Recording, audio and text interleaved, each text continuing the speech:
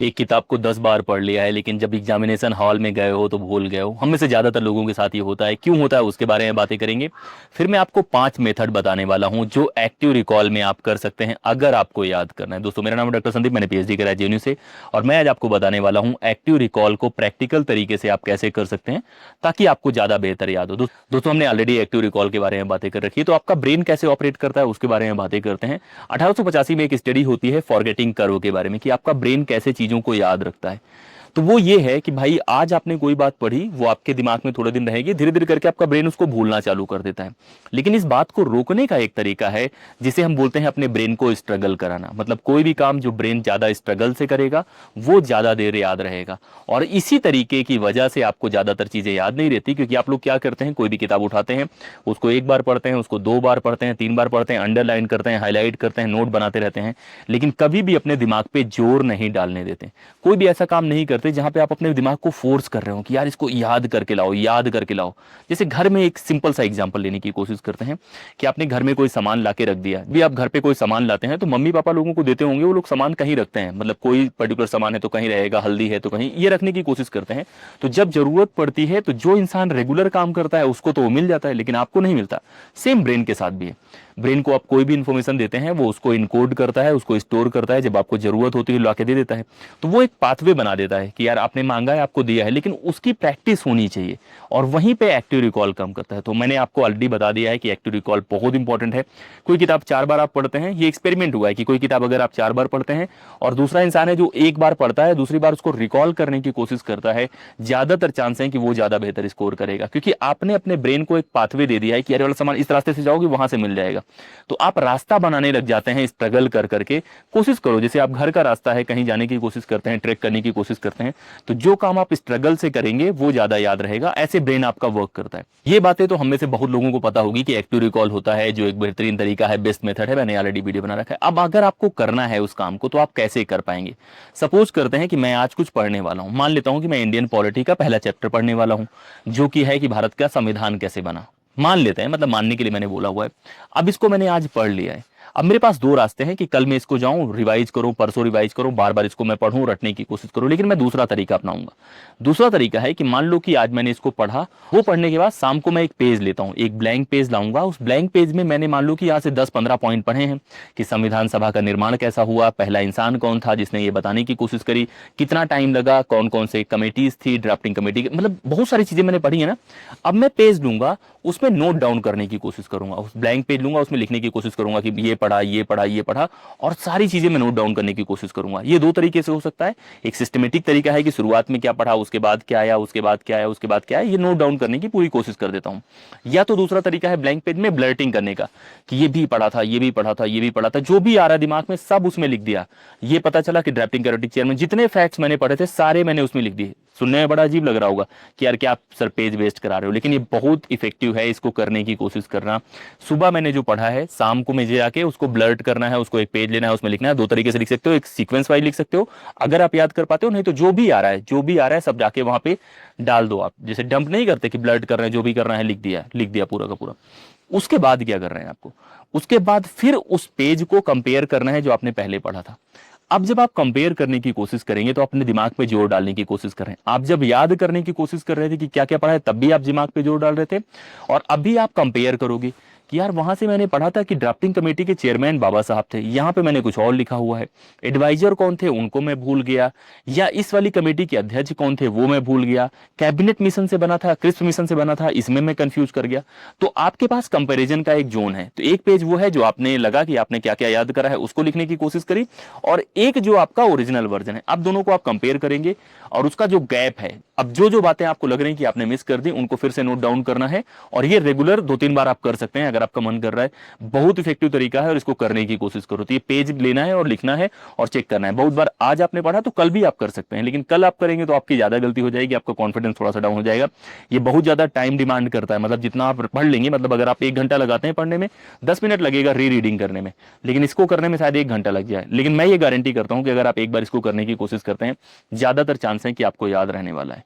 अब बात करते हैं कि दूसरा तरीका कौन सा है अगर आपको करना है। अगर मैं वही पढ़ता हूं संविधान सभा के बारे में, दूसरा तरीका है फ्लैश कार्ड वाला कि मैं जाऊंगा, मैं फ्लैश कार्ड बनाने जैसा होता है। कभी आपने वो देखा है WWE या उस तरह के जो फ्लैश कार्ड्स आते हैं, वो बहुत अच्छे तरीके से याद रहते हैं। उसमें एक साइड फोटो रहती है, दूसरा साइड उनका डेटा रहता है, कितने मैच खेले, कितने जीते, कौन सा नॉकआउट है, क्रिकेटर कौन सा है, चौका कितना है, छक्का, ये सारी चीजें देखी होंगी। वैसा ही एक फ्लैश कार्ड बनाने की कोशिश करो। एक साइड आप लिखने की कोशिश करो कि ये इसके बारे में फैक्ट है, उसके बारे में 2 फैक्ट्स कौन से हैं, इसके बारे में है 2 फैक्ट्स इसके बारे में है।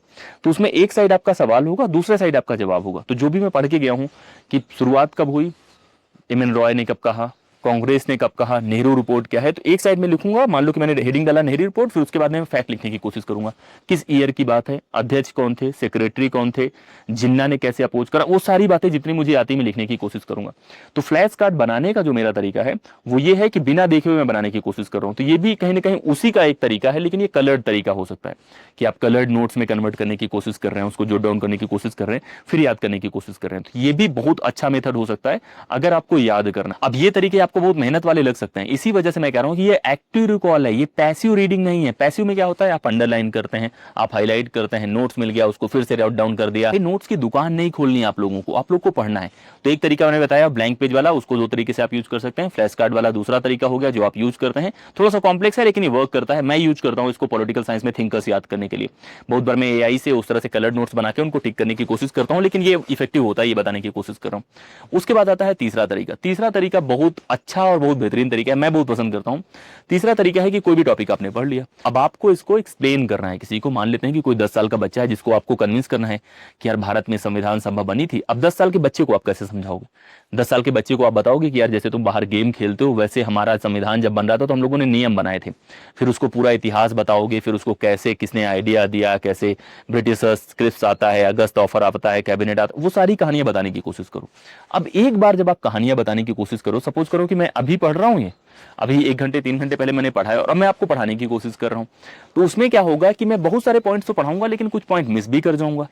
तो जब मैं इस तरह से एक्सप्लेन करने की कोशिश करूंगा तो वो कहीं ना कहीं पर्सनलाइज हो जाता है, मेरे ब्रेन पे जोर पड़ता है और मुझे याद होने लग जाता है। तो एक तो जब मैं एक्सप्लेन करूंगा तब बहुत अच्छे से याद होगा। दूसरा, जब मैं पहली बार पढ़ रहा हूँ कि यार मुझे किसी को एक्सप्लेन करना है तो मैं ज्यादा अच्छे से पढ़ूंगा। आप कभी भी देखना कि अगर आप किसी और को पढ़ाने के लिए, एक्सप्लेन करने के लिए पढ़ते हैं तो ज्यादा याद होता है। अगर आपकी गर्लफ्रेंड है, आप किसी को डेट कर रहे हैं, आपको लग रहा है उसको इंप्रेस करना है, उसको पढ़ाना है, बहुत बार ये होता है, तो उसमें देखने की कोशिश करना बहुत इफेक्टिव होता है। तो आप पढ़ोगे भी ध्यान से, जब आप एक्सप्लेन करोगे तो एक्सप्लेन करने के बाद क्या करना है वो ध्यान देते हैं। एक बार आपने एक्सप्लेन कर लिया सारी चीजें, अब एक्सप्लेन करने के बाद आप बैठे, अगर आपके पास रिकॉर्डिंग है आप रिकॉर्ड कर सकते हैं, फिर आप देखने की कोशिश करो कि कौन कौन सी बात थी जो आपने मिस कर दी। तो मान लेते हैं कि 15 फैक्ट थे जो आपने पढ़े थे और आपको 15 एक्सप्लेन करने थे, आपको लग रहा था आप एक्सप्लेन कर पाए 9, तो जो 6 फैक्ट आप एक्सप्लेन नहीं कर पाए उनको रिवर्स पढ़ने की कोशिश करो, उनको रिवर्स तैयार करने की कोशिश करो कि कौन कौन सा पार्ट था जो मेरे ब्रेन ने मिस कर दिया। जैसे आप घर में घुसते हैं, आप 10 चीज देखते हैं, 5 चीज मिस कर देते हैं, लेकिन अगर आपको सबको याद करना है तो आपको पता होना चाहिए कि 5 चीज कौन सी आपने मिस नहीं करी, क्योंकि ब्रेन हर चीज पे अटेंशन नहीं दे पाता है। तो आपके ब्रेन को पता लगेगा कि ये भी इंपॉर्टेंट था यार, ये मैंने मिस कर दिया। तो उससे आपका पावर ऑफ अटेंशन जो है वो एक्टिवेट होगा और आपको ज्यादा बढ़िया याद होगा। तो मैंने अभी तक आपको 3 तरीके बताए, एक ब्लैंक पेज वाला जिसमें आपको 2 तरीके से लिखना है, एक फ्लैश कार्ड वाला। ये जो टेक्निक मैंने बताई इसको बोलते हैं फिनमैन टेक्निक। एक बहुत बड़े साइंटिस्ट थे, उन्होंने कहा है कि कोई भी चीज जो आप पढ़ते हैं अगर आप उसको सिंपल लैंग्वेज में एक्सप्लेन नहीं कर पाते तो उसका कोई मतलब नहीं। अब बात आती है चौथे तरीके की तरफ से। चौथा जो तरीका है वो बहुत इफेक्टिव तरीका है, ये थोड़ा सा लॉन्ग रन वाला तरीका है। इसको कैसे करते हैं उसके बारे में बताने की कोशिश करता हूं। तो आपको सवाल जवाब के माध्यम से, कोई भी इंसान अगर आपसे सवाल कोई कर ले और उसका जाके आप जवाब खोजते हैं, आपको ज्यादा याद रहता है। कभी ध्यान देने की कोशिश करना कि कोई चीज चौराहे पे कोई आपसे पूछ ले कि बताओ ये क्या है। जैसे कुछ लोग होते थे बुजुर्ग लोग, जब मैं उनके पास बैठता था तो वो लोग बहुत सारे सवाल करते थे कि ये कैसे होगा, वो कैसे होगा, हम लोग पहले ही रट के पहुंच जाते थे। तो वो चीजें याद हो जाती हैं, तो उसी का यूज करना है। जैसे होता है कि मान लो कि आप कहीं मछली पकड़ने जा रहे हो, कुछ जा रहे हो, तो कांटा लेके जाते हो, फंसा के ले आते हो। जो सवाल होते हैं वो कांटा होते हैं। जैसे कोई फैक्ट आपने पढ़ा, जैसे आप संविधान सभा के बारे में पढ़ने वाले हैं तो आप एक नोट्स लेंगे, उसमें ये फैक्ट है, ये फैक्ट है, पढ़ते रहेंगे। अभी आपके पास कांटा नहीं है जो आपको फंसाना है, लेकिन एक बार आपके पास सवाल हो गए कि यार ये किसने कहा था, तुरंत फैक्ट मिल गया, ये किसने कहा था, ये फैक्ट मिल गया, इसके अध्यक्ष कौन थे, वो मिल गया। तो ये चीजें आप कैसे करेंगे उसके बारे में बताता हूं। तो सवालों के साथ कैसे पढ़ सकते हैं और एक्टिव रिकॉल कर सकते हैं उसके बारे में जानने की कोशिश करते हैं। तो एक बार आपने कोई फैक्ट पढ़ लिया, पहली रीडिंग में सवाल नहीं लेते हैं, पहली बार आपने संविधान सभा के बारे में उसके बारे में पढ़ लिया। अब आपको जाना है प्रीवियस ईयर क्वेश्चन पेपर पढ़ना है उसी टॉपिक के ऊपर कि संविधान सभा के ऊपर क्या क्या पूछा गया है, अध्यक्ष कौन है, पहले दिन की मीटिंग में कौन था, ऑब्जेक्टिव रेजोल्यूशन कौन सा है, प्रीएम्बल कैसे होता है, यूनियन कमेटी के अध्यक्ष कौन से हैं, बाबा साहब किसके अध्यक्ष हैं, कितने लोग थे, सारे कम से कम 20-25 फैक्ट आप पढ़ के आए और दोबारा जाके उसको पढ़ने की कोशिश करते हैं। तो अब क्या होगा, आपका ब्रेन एक्टिवेट होगा, वो सर्च कर रहा होगा। जैसे आप रूम में जाएं, आपको नहीं पता आप क्या सर्च कर रहे हैं तो आपको कुछ नहीं दिखेगा, लेकिन आप सर्च कर रहे हैं मुझे तौलिया चाहिए, मुझे ये चाहिए, तुरंत मिल जाता है। वैसे ही सवाल जब आपके पास होते हैं तो आपका ब्रेन एक्टिवेट हो जाता है, ज्यादा बढ़िया याद होता है। तो अभी तक हमने आपको 4 तरीके बता दिए, एक ब्लैंक पेज वाला, दूसरा फ्लैश कार्ड वाला, तीसरा फिनमैन वाला, चौथा सवाल वाला। सवाल क्या होते हैं, हैंगर टाइप होते हैं, उठाओ सवाल से ये वाला मिटा ये वाला, तो वो करने की कोशिश करो, आपको बहुत अच्छे से याद होने वाला है और ये बहुत बेहतरीन तरीका है। पांचवा जो तरीका है वो मेरा तरीका है। वो तरीका तब काम आता है जब आप पहाड़ों पे होते हैं, आपको कोई मिल ही नहीं रहा एक्सप्लेन करने के लिए, मुझे कोई थर्ड पार्टी नहीं है जिसको मैं बताऊं, मेरे पास कोई पेज भी नहीं है जहां पे मैं ये सब कर पाऊं, फ्लैश कार्ड भी नहीं बना सकता, अब मैं क्वेश्चंस भी प्रीवियस ईयर क्वेश्चन पेपर नहीं बने, तब मैं क्या कर सकता हूं, तब मैं करूंगा कैमरे के सामने। तो पांचवा जो तरीका है उसे बोलते हैं खुद को पढ़ाने का तरीका, और ये कॉन्फिडेंस के लिए बहुत जरूरी होता है। आप लोग कभी ट्राई करना, शीशे के सामने आप लोग खुद को झूठ नहीं बोल पाओगे। तो आपने संविधान सभा के बारे में बहुत सारी बातें पढ़ ली, अब मैं जो बातें आपको बताने की कोशिश कर रहा था, ये इनडायरेक्टली मैं याद करने की भी कोशिश कर रहा था। आज सुबह ही मैंने एक पीपीटी बनाई संविधान सभा के बारे में, और जो 1773 से लेके अभी तक अमेंडमेंट हुए हैं उनके बारे में। तो उन चीजों को मैं बार बार वीडियो में बोल के भी याद करने की कोशिश कर रहा था, रिकॉल कर रहा था। मेरे फेस पे पता लगेगा बार बार कि मैं कुछ चीजें याद करने की कोशिश कर रहा था, कुछ चीजें तो हो रही थी, कुछ चीजें नहीं हो रही थी। तो कैमरा के सामने मैं आके उन चीजों को एक्सप्लेन करने की कोशिश करूंगा। जैसे मैंने एक्टिव रिकॉल जब पढ़ाया होगा, आपको बताने का तरीका हो, तो मैंने दिमाग में रखा होगा ना कौन कौन से तरीके बताऊंगा। कभी कभी अगर आप बहुत डिटेल से नोटिस करोगे तो आपको पता लगेगा कि मैं कुछ चीज याद करने की कोशिश करूं। तो ये भी तरीका बहुत अच्छा होता है। एक बार मैं आपको बता दिया, मैंने 5 तरीके बता दिए, संविधान सभा के बारे में बता दिए, तो मुझे ही बहुत सारे फैक्ट्स याद हो गए। जैसे यूनियन कमेटी के अध्यक्ष जवाहरलाल नेहरू थे, जो स्टेट कमेटी थी उसके अध्यक्ष सरदार पटेल थे, जवाहरलाल नेहरू और भी टीम के अध्यक्ष थे, राजेंद्र प्रसाद एक कमेटी के अध्यक्ष थे, बाबा साहब अम्बेडकर एक कमेटी के अध्यक्ष थे, कैबिनेट मिशन आया था उसमें 3 लोग थे, क्रिस्प मिशन आया था उस 1942 की बात कर रहा हूं, गांधी जी ने उसको पोस्ट डेटेड चेक बोल दिया था, 1935 का एक एक्ट। तो ये सारी चीजें मैं बताने की कोशिश कर रहा हूं, तो इनडायरेक्टली मैं आपको पढ़ा भी रहा हूं और डायरेक्टली मैं अपने आप को कन्विंस कर रहा हूं, याद करने की कोशिश कर रहा हूं। तो ये 5 तरीके आप अपना सकते हैं अगर आपको एक्टिव रिकॉल करना है। देखो पढ़ाई लिखाई सब करते हैं, टैलेंटेड सब होते हैं, सबके पास बेसिक दिमाग होता है। अगर आप किसी एग्जाम की तैयारी कर रहे हैं, ज्यादातर लोगों में टैलेंट का फर्क नहीं होता, फर्क होता है टेक्निक का। सेम क्रिकेट को देखने की कोशिश करो कि मनीष पांडे विराट कोहली में ज्यादा फर्क नहीं है टेक्निक का, सारी चीजों का, लेकिन जो टेम्परामेंट है और जो तरीके से वो लोग अप्रोच करते हैं उसमें फर्क होता है। तो अगर आपको एक्टिव रिकॉल करना है तो 5 तरीके अपनाने की कोशिश करो, और मैं गारंटी करता हूं अगर आप ये करते हैं, ज्यादा टाइम लगेगा, इफेक्टिव भी होगा, लेकिन आपको थोड़ा सा शुरू में लगेगा यार ये कौन सा तरीका है, क्योंकि आप लोग को आदत ही नहीं है।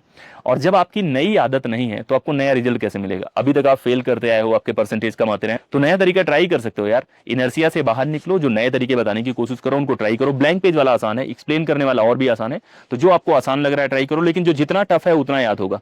ये सारे तरीके इस्तेमाल करो और अपनी पढ़ाई को देखो, फर्क आएगा। इस वीडियो में इतना ही, लगातार बने रहो। और जिसको भी पॉलिटिकल अफेयर्स पे कोर्सेज चाहिए, यूपीएससी का है, पॉलिटिक्स का है, पब्लिक स्पीकिंग का है, वो कोर्सेज लेने की कोशिश करो, पॉलिटिकल साइंस के कोर्स लेने की कोशिश करो। और आप लोग सब्सक्राइब कर लो यार, मैं कभी नहीं बोलता हूं सब्सक्राइब करने के लिए, अभी तो नोटिफिकेशन ऑन कर लो, क्योंकि अगला वीडियो नहीं मिलेगा तो फिर ऐसे ही कुछ ना कुछ मिस हो जाएगा। इस वीडियो में इतना ही। अब मुझे कमेंट करके बताओ कि इनमें से कोई टेक्निक आप लोग यूज करते हैं कि नहीं करते हैं, और कौन सा टेक्निक है आप कैसे यूज करते हैं। इस वीडियो में इतना ही। जय हिंद।